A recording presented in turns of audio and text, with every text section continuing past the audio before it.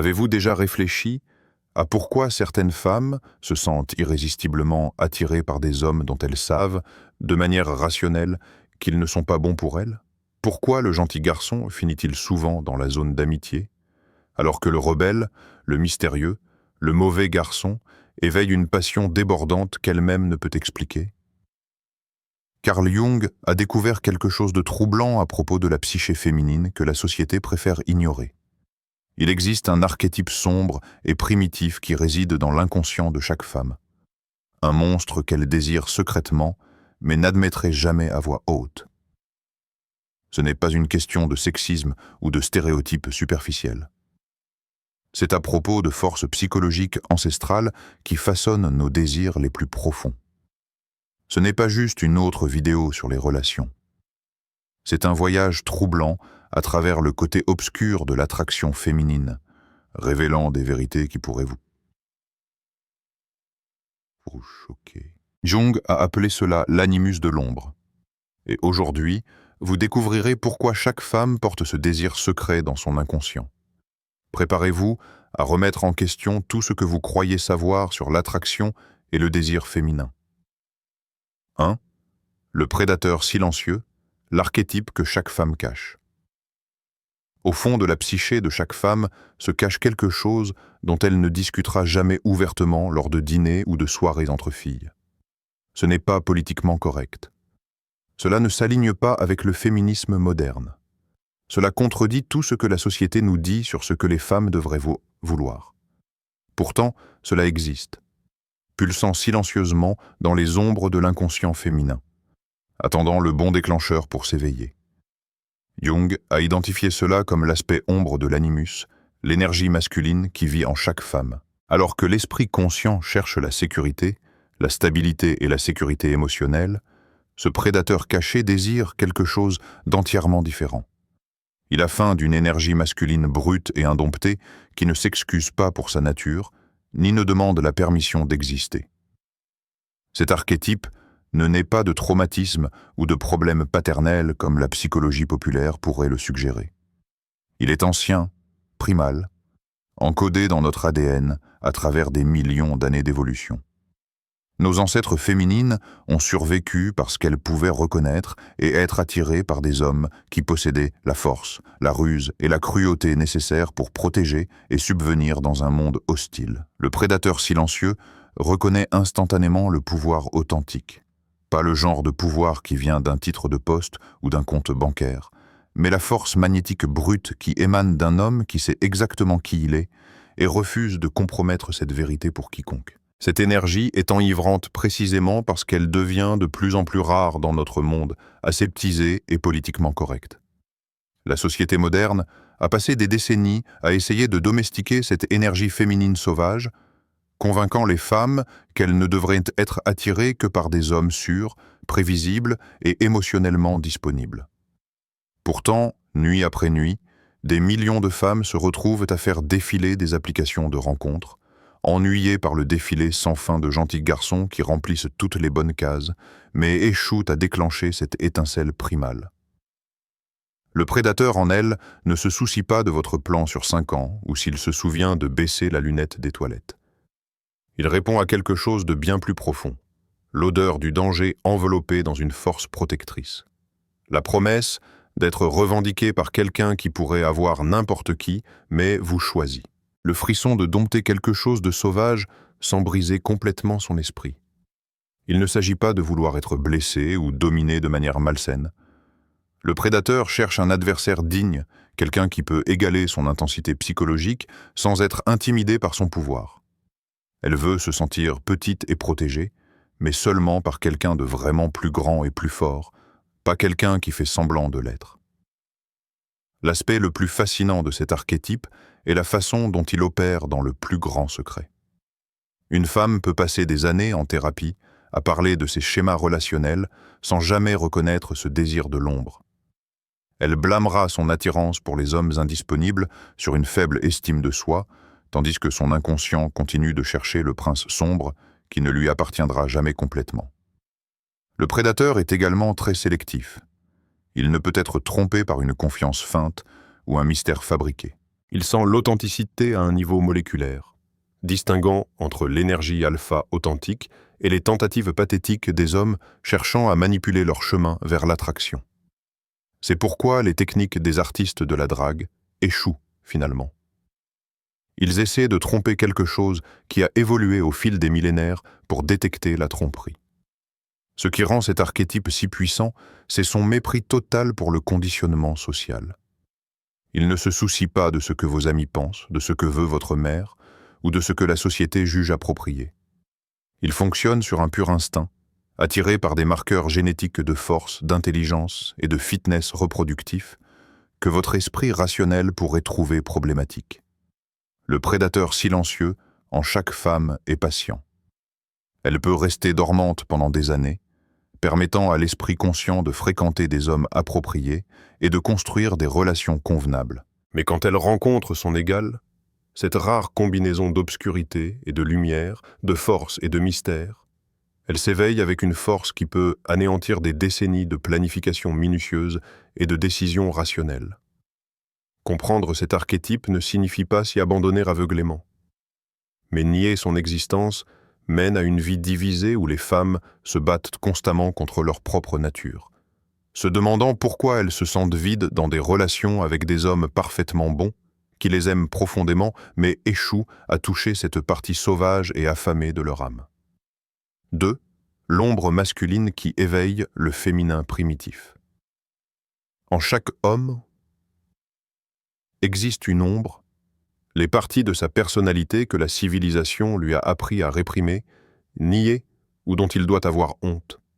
Cette ombre contient son agressivité, son égoïsme, sa capacité à la violence, sa faim sexuelle brute et son besoin primitif de dominer et de conquérir. La société moderne travaille d'arrache-pied pour garder cette ombre enfouie, créant des légions d'hommes qui s'excusent pour leur simple existence. Mais voici ce que personne ne veut admettre. Cette ombre masculine est précisément ce qui éveille les réponses passionnées les plus primitives chez les femmes. Pas la version aseptisée et approuvée par la thérapie de la masculinité qui parle de sentiments et demande la permission pour tout.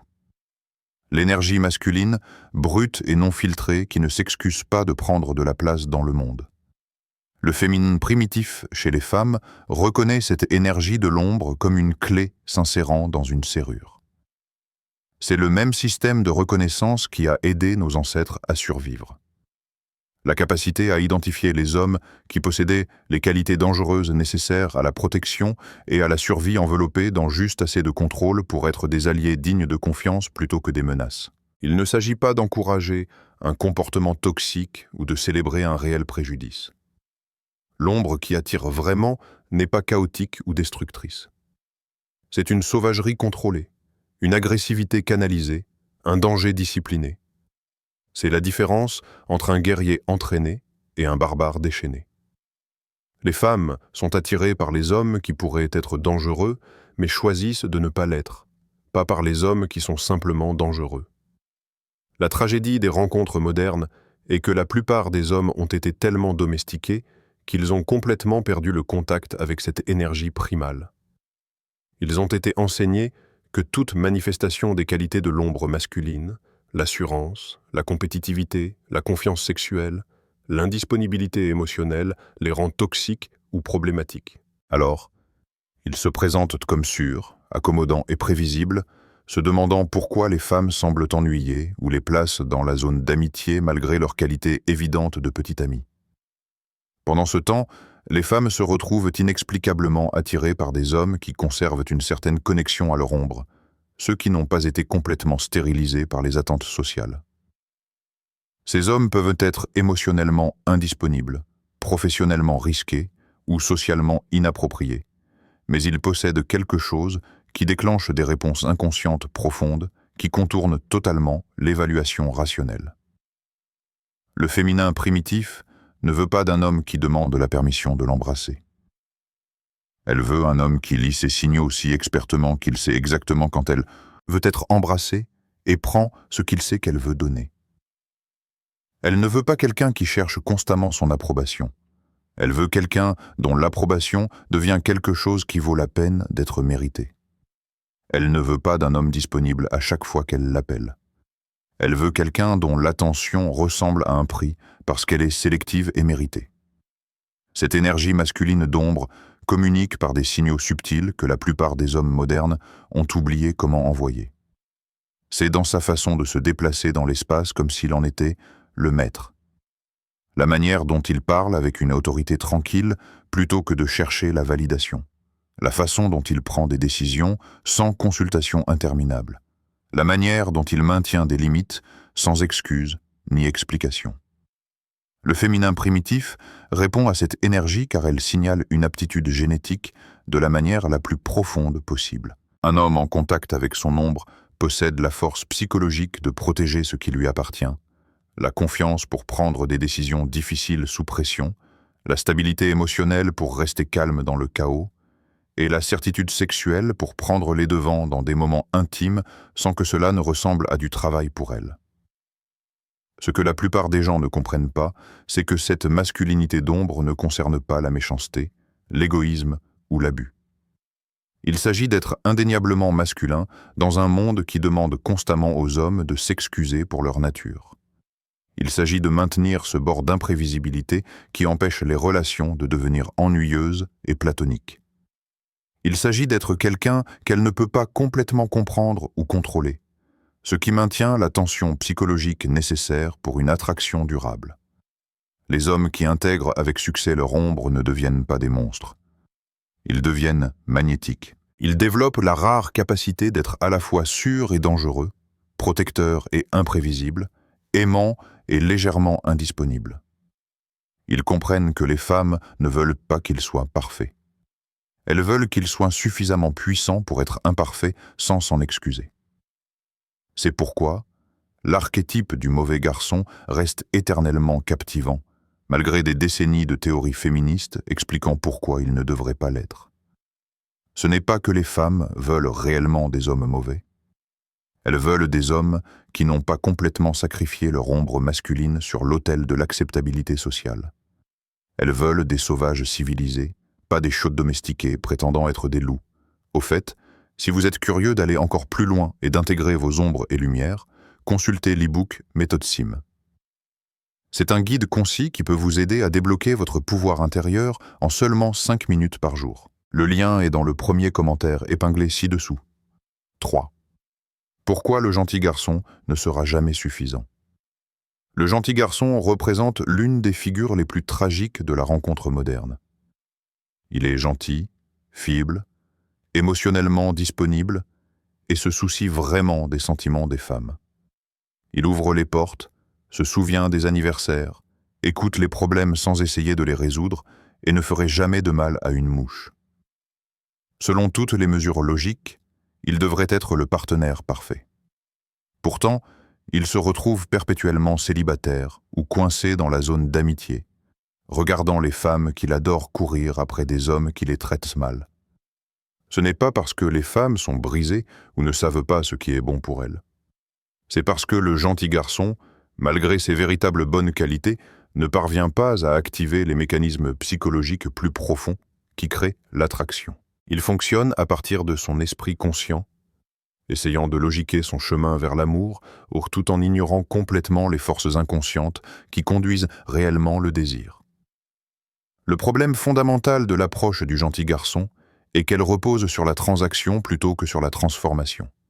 Il croit que s'il accumule suffisamment de points de gentil garçon, de faveurs, de compliments, de soutien émotionnel et de démonstration de sa valeur, il finira par gagner l'amour romantique.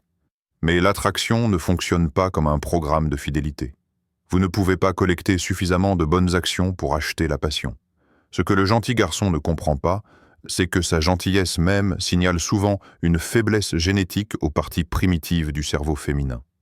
Pas parce que la gentillesse elle-même est faible, mais parce que sa version de la gentillesse vient d'un lieu de peur plutôt que de force. Il est gentil parce qu'il a peur du rejet, du conflit ou de la désapprobation. Il est accommodant parce qu'il manque de confiance pour avoir des préférences.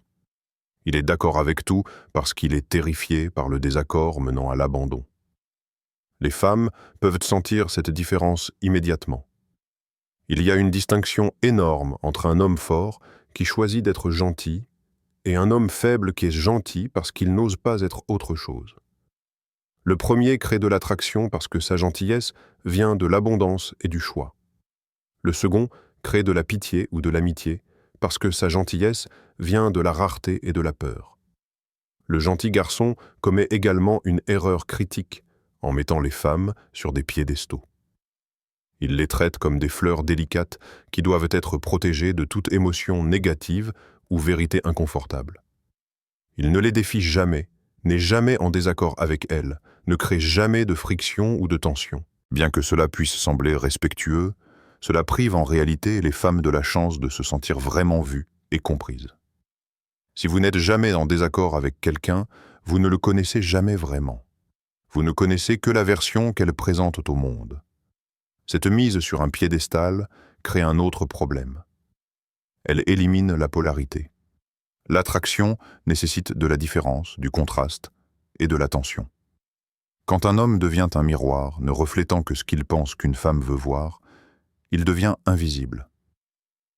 Il n'y a pas de friction pour créer des étincelles, pas de mystère à démêler, pas de défi à surmonter. La relation devient aussi excitante que de regarder son propre reflet. La disponibilité émotionnelle du gentil garçon, bien que semblant attrayante, devient souvent un besoin émotionnel déguisé. Il est toujours prêt à parler de sentiments, mais pas à partir d'une position de force émotionnelle. Il veut traiter chaque interaction, analyser chaque humeur et discuter constamment de la relation. Ce travail émotionnel devient épuisant pour les femmes qui se retrouvent à gérer non seulement leurs propres émotions, mais aussi son anxiété à propos de la relation. Peut-être que le plus dommageable est le manque total de confiance sexuelle du gentil garçon. Il a été tellement conditionné à respecter les femmes qu'il est terrifié par sa propre nature sexuelle. Il attend une permission claire et explicite pour chaque escalade, traitant la sexualité comme une arme dangereuse plutôt qu'une expression naturelle de l'attraction. Cela crée des interactions maladroites et peu sexy où les femmes ont l'impression de devoir séduire leurs propres prétendants. La tragédie est que de nombreux gentils garçons possèdent des qualités qui pourraient être réellement attrayantes si elles étaient exprimées à partir d'une position de force plutôt que de faiblesse. La gentillesse d'un homme confiant est incroyablement séduisante. L'intelligence émotionnelle de quelqu'un qui n'est pas dans le besoin devient un super-pouvoir. La fiabilité d'un homme avec des options devient précieuse plutôt que désespérée. Le gentil garçon ne comprend pas non plus que les femmes ne veulent pas être la chose la plus importante dans la vie d'un homme. Elles veulent être la chose la plus importante pour un homme qui a une vie importante. Un homme dont le monde entier tourne autour de l'obtention de l'approbation féminine semble n'avoir aucun but supérieur, aucune mission, aucune vision pour son existence au-delà de la validation romantique. C'est profondément peu attrayant, car cela signale un manque d'ambition et de dynamisme que les femmes trouvent irrésistible.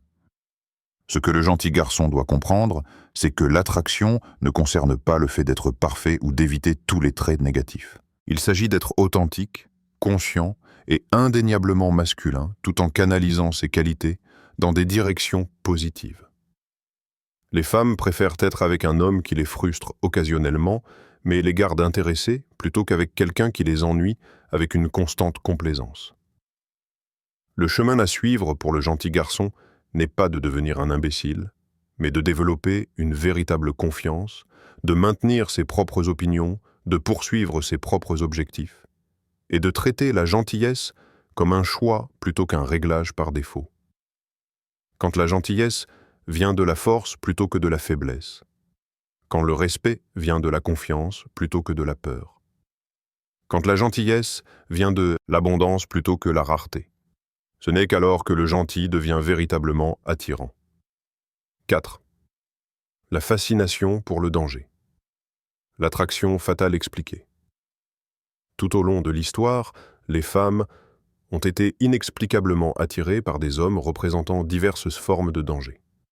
Pas le danger chaotique et imprévisible des véritables psychopathes, mais le danger contrôlé et canalisé des hommes qui possèdent la capacité de nuire, mais choisissent de diriger cette énergie vers la protection et la réussite. Cette fascination n'est pas un défaut de caractère, ou un signe de tendance autodestructrice. C'est une réponse psychologique profondément ancrée qui a rempli des fonctions de survie cruciales pour nos ancêtres. L'attraction pour le danger provient de ce que Jung appelait l'inconscient collectif. Des schémas psychologiques hérités qui existent en dessous de notre conscience, mais continuent d'influencer notre comportement. Pendant des millions d'années, les femmes capables d'identifier et d'attirer des hommes puissants et dangereux avaient plus de chances de survivre et d'élever avec succès leur progéniture. Ces hommes possédaient la force physique, l'intelligence stratégique et la détermination impitoyable nécessaires pour défendre leur famille et sécuriser des ressources dans des environnements hostiles.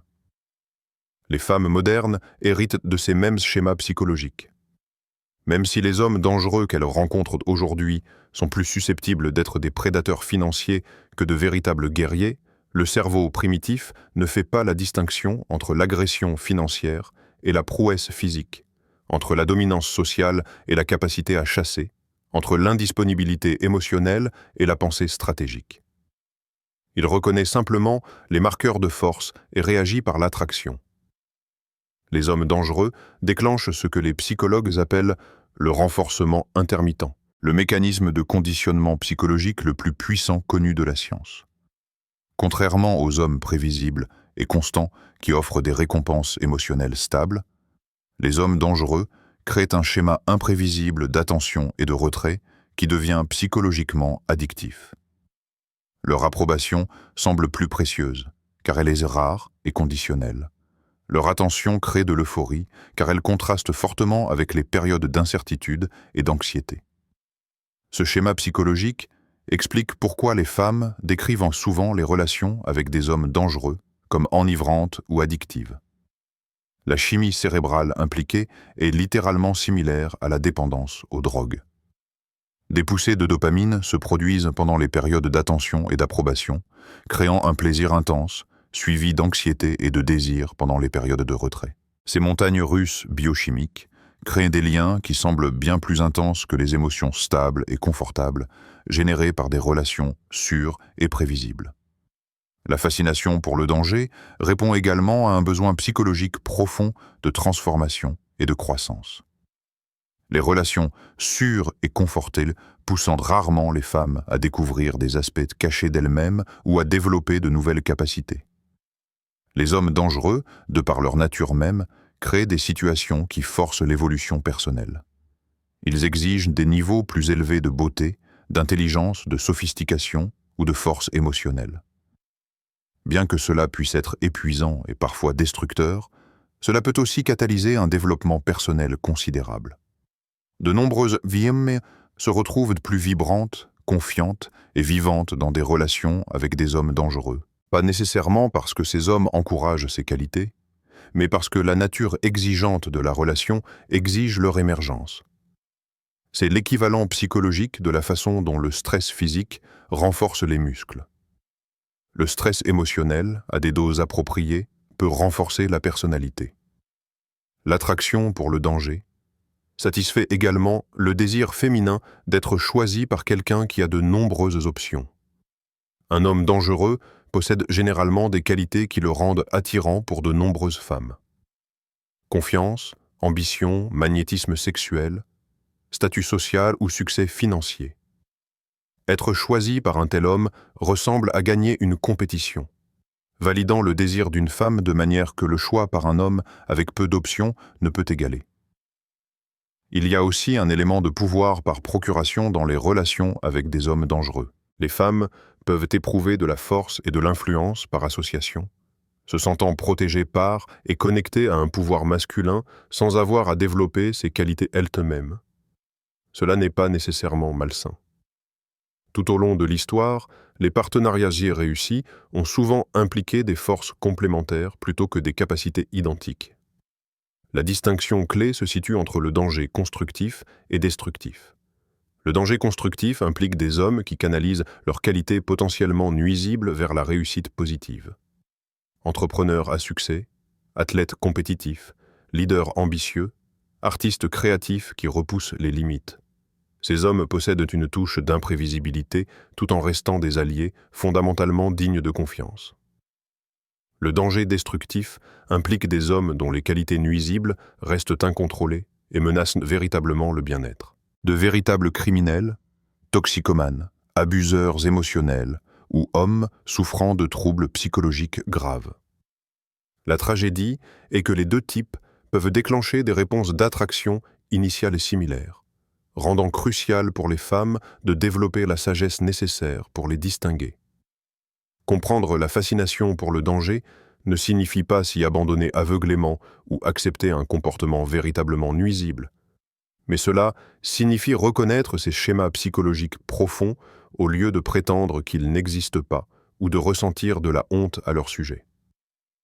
Le but n'est pas d'éliminer complètement l'attraction pour les hommes dangereux, mais de développer le discernement pour reconnaître quand le danger représente une force digne d'admiration par rapport à une menace véritable à éviter. L'approche la plus saine consiste à trouver des hommes qui possèdent un danger contrôlé, suffisamment d'avantages pour maintenir l'attraction et la croissance personnelle, combiné à suffisamment de stabilité et d'intégrité pour créer des partenariats véritablement solidaires.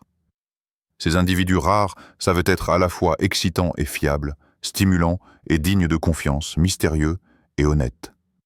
5. Le dominateur bienveillant. Le paradoxe du contrôle désiré. L'un des aspects les plus controversés et mal compris de la psychologie féminine est le désir profond, souvent inconscient, d'un type spécifique de domination masculine.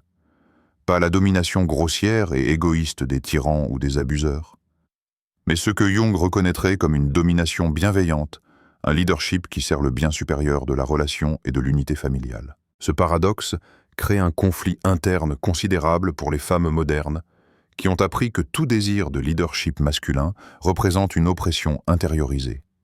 Le dominateur bienveillant représente l'archétype masculin ultime qui déclenche les réponses féminines les plus profondes. Il possède la force et la confiance pour prendre des décisions difficiles, la sagesse de savoir ce qui est vraiment le mieux pour ceux sous sa protection et le contrôle de soi pour utiliser son pouvoir au service des autres plutôt que pour un gain personnel. Il ne domine pas par la peur ou la manipulation, mais par la compétence, la vision et le souci véritable de ceux qu'il dirige. Ce désir de domination bienveillante n'est pas une volonté d'être contrôlé dans tous les domaines de la vie ou de perdre son autonomie personnelle.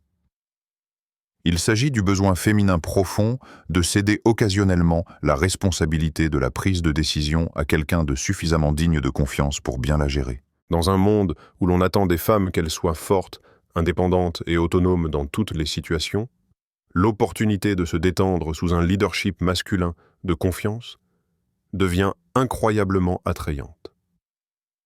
Les racines psychologiques de ce désir sont plus profondes que le conditionnement social. Tout au long de l'histoire évolutive, les femmes capables d'identifier et de s'associer à des hommes capables d'un leadership efficace étaient plus susceptibles de prospérer et d'élever des enfants réussis. Ces hommes possédaient la pensée stratégique nécessaire pour naviguer dans des hiérarchies sociales complexes, la stabilité émotionnelle pour rester calme sous pression et la présence physique pour commander le respect des autres mâles. Les femmes modernes héritent de ces mêmes schémas d'attraction, même lorsqu'elles rejettent consciemment les rôles traditionnels de genre. Le cerveau primitif ne distingue pas entre diriger une partie de chasse et diriger une équipe d'affaires, entre se protéger des menaces physiques et assurer la sécurité financière, entre prendre des décisions de survie et choisir où aller dîner. Cela reconnaît simplement la capacité de leadership et répond par l'attraction et le respect. Le dominateur bienveillant comprend que la véritable domination ne consiste pas à écraser les autres. Il s'agit de prendre la responsabilité des résultats.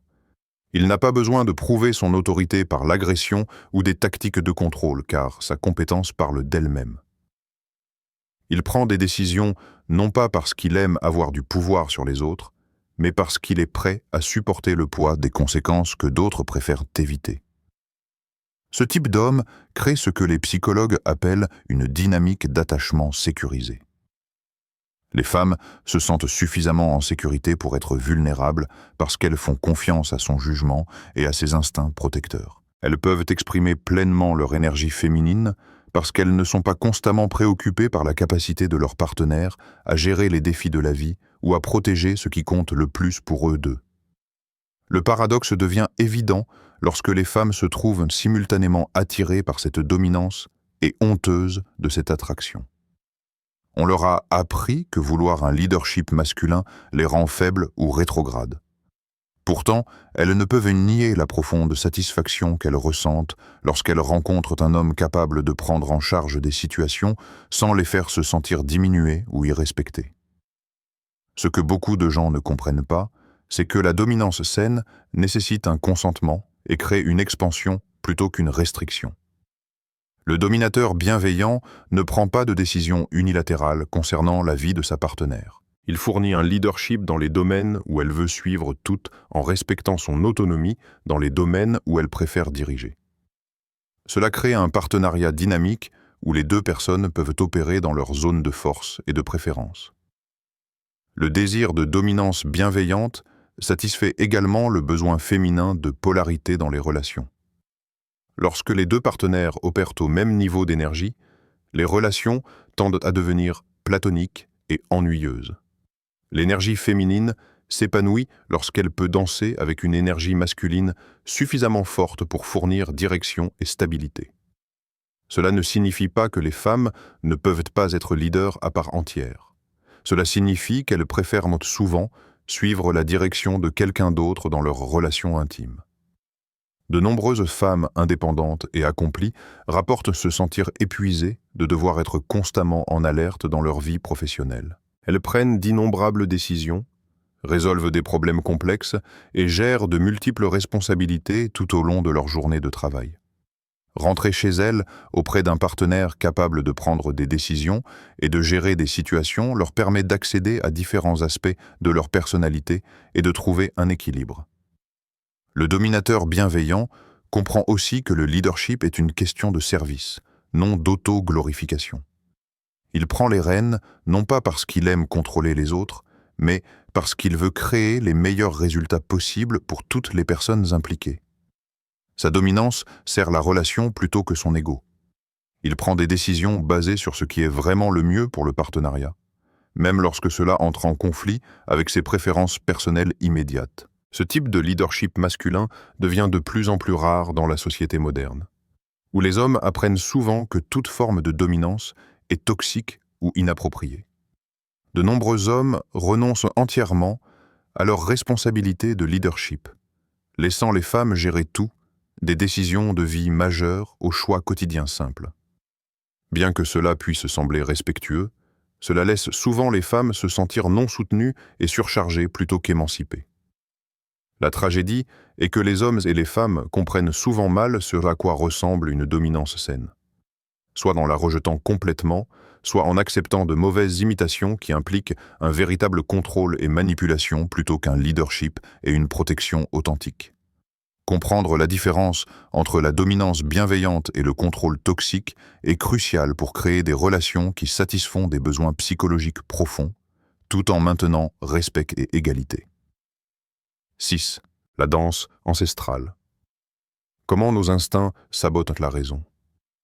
Chaque jour, des millions de femmes prennent des décisions de rencontres qui semblent contredire leurs préférences déclarées et leurs objectifs à long terme.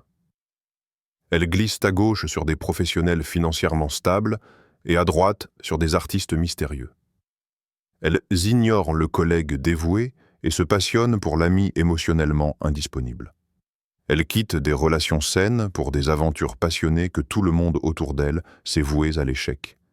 Ce n'est pas la preuve d'un mauvais jugement ou de tendances autodestructrices. C'est l'ancienne danse entre la programmation évolutive et la pensée rationnelle moderne. Nos cerveaux portent la sagesse accumulée de millions d'années d'évolution humaine, encodée dans des voies neuronales qui fonctionnent en dessous de la conscience. Ces programmes ancestraux ont aidé notre espèce à survivre et à prospérer dans des environnements radicalement différents de notre monde actuel. Le cerveau féminin a développé des systèmes sophistiqués pour évaluer la forme physique génétique masculine, le potentiel de ressources et la capacité de protection. Des systèmes qui continuent de fonctionner aujourd'hui, souvent en conflit direct avec ce que la logique moderne suggère être le meilleur.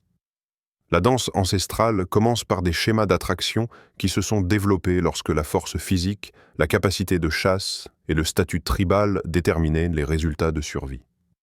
Les femmes qui pouvaient identifier et attirer les hommes les plus forts, les plus intelligents et les plus ingénieux étaient plus susceptibles d'élever avec succès des enfants qui survivraient et se reproduiraient eux-mêmes. Ces mécanismes de sélection sont devenus ancrés dans le psychisme féminin, créant des réponses automatiques à certains traits et comportements masculins. Dans notre monde moderne, ces anciens programmes échouent souvent de manière spectaculaire.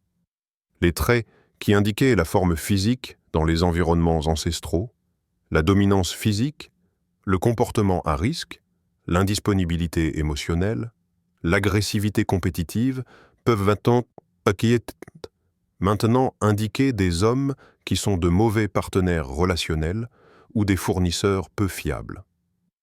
Pourtant, le cerveau primitif continue de répondre à ces signaux comme si nous vivions encore dans de petites tribus où de telles qualités assuraient la survie. Cela crée le paradoxe fascinant où les femmes recherchent consciemment des partenaires qui seront de bons maris et pères, tout en se sentant inconsciemment le plus attirées par des hommes qui affichent des marqueurs de forme physique génétique, sans rapport avec le succès des partenariats modernes. L'esprit rationnel veut le comptable avec d'excellentes compétences en communication et intelligence émotionnelle.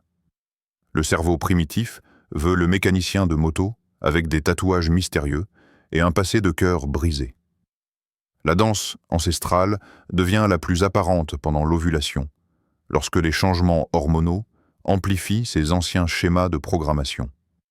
Des études montrent que les préférences des femmes changent radicalement tout au long de leur cycle menstruel, les femmes ovulantes montrant une attraction accrue pour les caractéristiques physiques masculines, le comportement compétitif et les marqueurs génétiques de force et de dominance. Pendant d'autres moments du mois, elles peuvent préférer des signes d'engagement, de disponibilité émotionnelle et de stabilité des ressources. Ces changements de préférence cycliques peuvent créer une confusion et un chaos relationnel énorme. Une femme peut se sentir profondément attachée à son partenaire, aimant et stable la plupart du temps, mais éprouver une attraction écrasante pour une énergie masculine plus primitive pendant sa fenêtre fertile. Elle peut ne même pas comprendre pourquoi ses sentiments et préférences semblent changer si dramatiquement, ce qui conduit à la culpabilité, à la confusion et à l'instabilité relationnelle. Le cerveau primitif traite également l'information beaucoup plus rapidement que la pensée rationnelle consciente. En quelques secondes après avoir rencontré quelqu'un de nouveau, les systèmes d'évaluation ancestraux ont déjà déterminé la forme physique génétique, le statut social et le potentiel reproductif basés sur des indices subtils comme la posture, le ton de la voix, la symétrie faciale et le langage corporel. Ces évaluations, en une fraction de seconde, créent une attraction immédiate ou un désintérêt que l'analyse rationnelle ne surmonte rarement avec succès. C'est pourquoi les femmes rapportent souvent savoir, immédiatement s'ils sont attirés par quelqu'un, tout en luttant pour articuler exactement pourquoi. Le programme ancestral a déjà exécuté ces algorithmes d'évaluation basés sur des marqueurs évolutifs qui existent en dessous de la conscience. Essayer de se raisonner pour être ou ne pas être attiré fonctionne rarement, car la décision a déjà été prise par des parties beaucoup plus anciennes et primitives du cerveau. La danse devient encore plus complexe lorsque le conditionnement social entre en conflit avec le programme biologique. Les femmes modernes ont appris à valoriser l'égalité, l'intelligence émotionnelle et les compétences de partenariat chez les partenaires potentiels.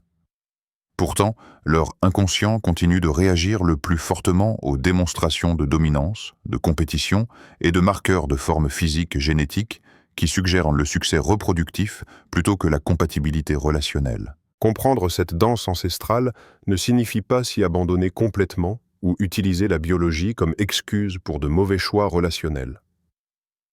Mais cela signifie reconnaître ses forces puissantes au lieu de prétendre qu'elles n'existent pas ou de se sentir honteux des schémas d'attraction naturels qui existent chez chaque femme indépendamment de ses croyances ou valeurs conscientes.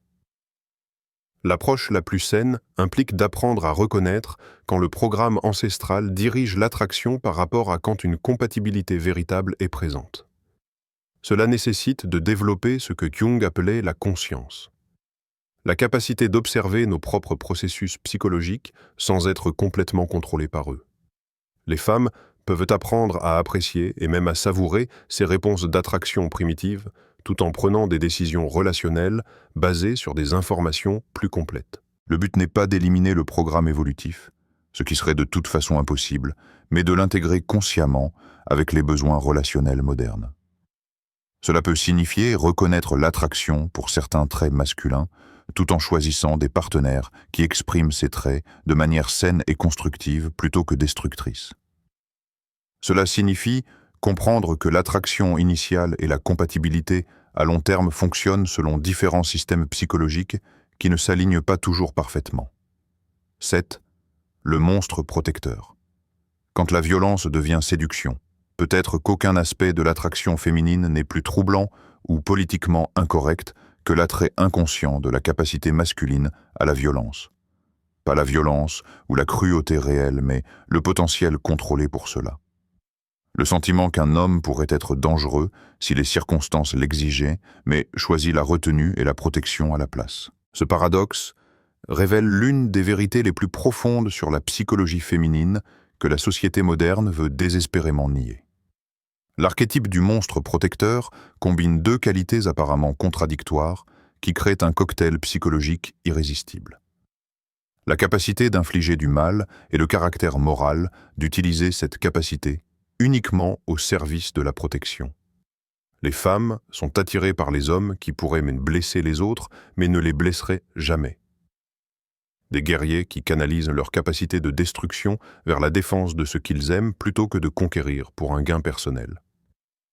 Cette attraction ne concerne pas le désir d'être avec des hommes véritablement violents ou de célébrer l'agression réelle.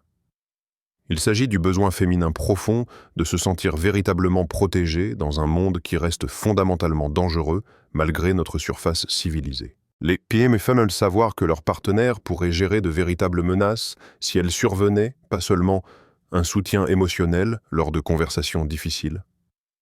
Le monstre protecteur signale la forme physique génétique de la manière la plus primordiale possible.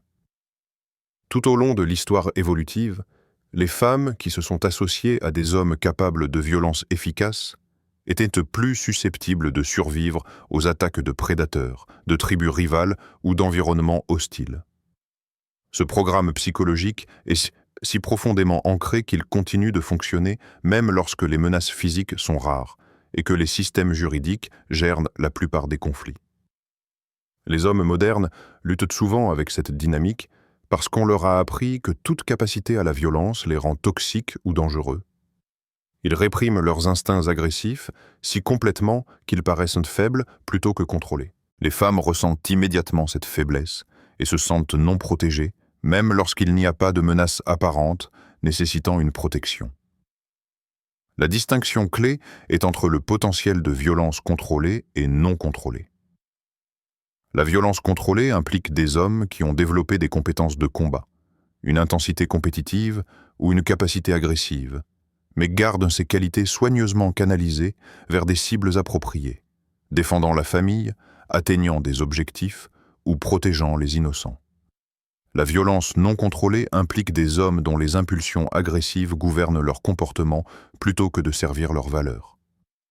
Les femmes sont incroyablement habiles à détecter cette différence à travers des indices comportementaux subtils. Un homme qui peut gérer une confrontation physique, mais choisit de ne pas le faire, crée de l'attraction. Un homme qui évite la confrontation parce qu'il ne peut pas la gérer, crée de l'anxiété. Un homme qui cherche la confrontation inutilement crée de la peur. Le point idéal implique une capacité compétente combinée à une retenue morale. Cela explique pourquoi les femmes se retrouvent souvent attirées par des hommes dans des professions protectrices. Soldats, pompiers, policiers, artistes martiaux, athlètes compétitifs. Ces hommes ont développé une capacité de violence contrôlée au service de la protection ou de la réussite plutôt que de la destruction. Leur agressivité sert des objectifs plus grands que leurs désirs personnels, la rendant attrayante plutôt que menaçante. Le monstre protecteur répond également à la fantaisie féminine d'être digne d'être défendue. Pas littéralement, mais psychologiquement, le sentiment qu'un homme la valorise suffisamment pour la défendre si les circonstances l'exigeaient.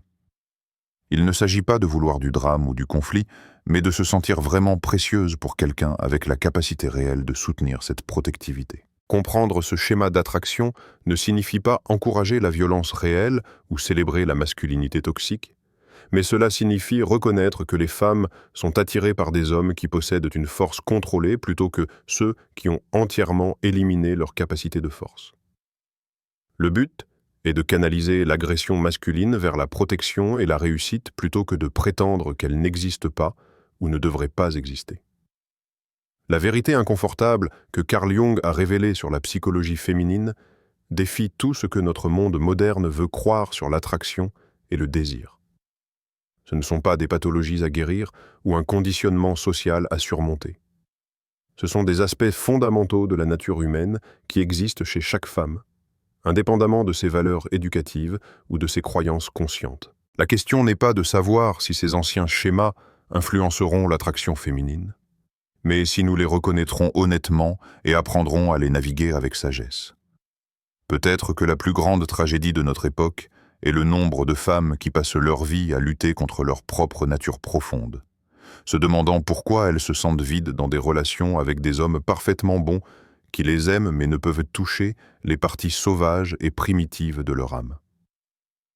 Comprendre le monstre intérieur ne consiste pas à s'y abandonner aveuglément, mais à intégrer ces forces puissantes consciemment plutôt que d'être contrôlées par elles inconsciemment.